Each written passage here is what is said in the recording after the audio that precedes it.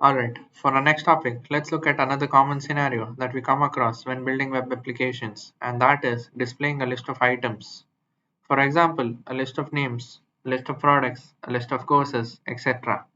What we have to do is repeat some HTML for each element in the list. So in React, we use the JavaScript map method to achieve that. I'm going to create a new file in the components folder called namelist.js.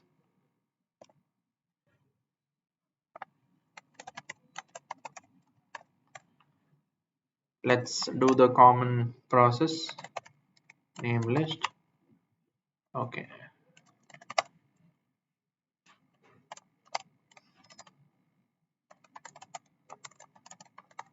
Okay. So as of now, let's take a array. Okay. So that array is said to have a few names, like let's, for now simplicity, let's keep it A, B, C, and even D, and just store it in names. Okay, we do have a array here. Now in the JSX, what we'll do is we want to iterate over these items, right? That is what list rendering is all about. So how do you go about doing it? You want to use map function. Since it's a JavaScript function, what are we going to do? We're going to do curly braces and then be like names dot. So what do you want to do? You want to map. So how do you map? Map takes a function, right? So write the function, and then okay, just before that, obviously it has to return one JSX.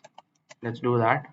So names, and now here what do we want to have? So we want a iterator, right? So let's name it as itr, and let's just, if you want to log, you can log, or you can go about doing this as well. UL, OL, anything works, but I'm just simplicity purpose, I'm just showing you how things are done. So here you have itr. Yeah, now we have exported. Let's import this over here by removing whatever is not necessary. So you have name list, import, done. Now let's check the browser. What do we have? We have nothing. Why is it so? Because if you go to the name list here, as you can see, we are not returning the map, right? So you have to return this as well. So this thing should now be fine. Yeah, A, B, C, D. So you've iterated. One common thing that you'll be seeing is, what does it say? Each child in a list should have a unique key prop. Okay, unique key prop in the sense, now the map that you have over here, like it doesn't seem to have a particular identifier, like which distinguishes the each of the elements, right? So for that to be there, you would actually want to give a key prop. So how do you go about giving a key prop is, so you give a key equals, as of now you can give it any number or anything as such. So if I give it as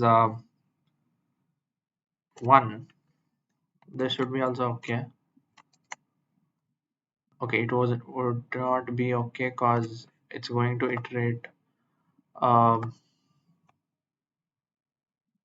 or what we can do is, map also gives you an index, right? Let's tell that I want to give that index to the key. Will this work? Yeah. So now what did we do? We gave a key property which distinguishes your each element. Okay, so how, if you want to understand what it's doing, let's just do this. Okay, this is not possible. I'm not logging though. So what we can do over here is, we'll have itr hyphen the index. Okay, yeah, you can see now we're able to distinguish each of the elements. Earlier you weren't, like the DOM wasn't able to, so that is why it throws a warning telling that please pass a key prop to each of the elements that you're rendering. Okay, so this is one condition wherein like you go about iterating through a list, or it can even be a JSON. So JSON usually ends up having a lot of properties, key value pairs, and ID will be one thing which is common. So when you are iterating through a JSON, you can pass the ID which is coming from the JSON itself, right? So you always have the JSON format in names you believe, and then ITR will be the iterator. So you can just type here itr.id, okay, itr.id. So that will be one key within the particular JSON. Okay, so that is how you go about list rendering.